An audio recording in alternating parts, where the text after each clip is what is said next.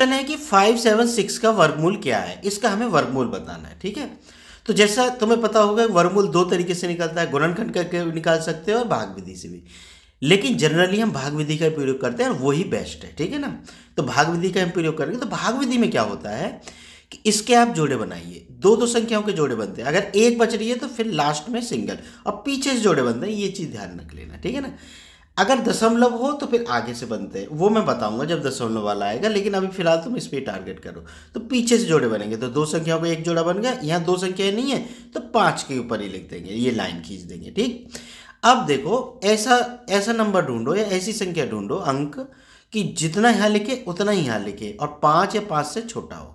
तो वो क्या है, 2 दूनी 4, भाई 3 3 ज़्यादा हो जाएगा तो 2 दूनी 4 हमने लिख लिया। अब देखो कितना बचा, 1। अब जो अगला नंबर जो उतर के आएगा ना वो 7 नहीं आएगा, 76 आएगा, इसीलिए हमने जोड़े बनाए थे।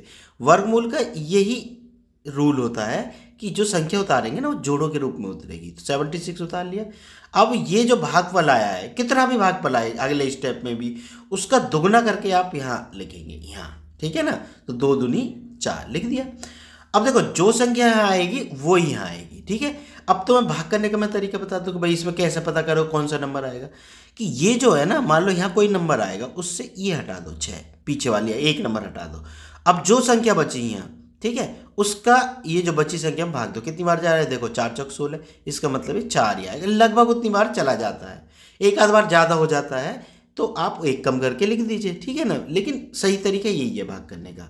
4 चौक 16, 4 चौक 16 और 1 17, कट गया ना पूरा पूरा। तो जो भागफल के रूप में आया कितना है, 24, यही हमारा वर्गमूल होगा। देखो ऑप्शन में कहीं है, ये रहा। ठीक है बच्चों, बात समझ में आ गई होगी। अगर वीडियो पसंद आई हो तो चैनल को सब्सक्राइब जरूर कर लेना। मिलते हैं फिर नेक्स्ट वीडियो में।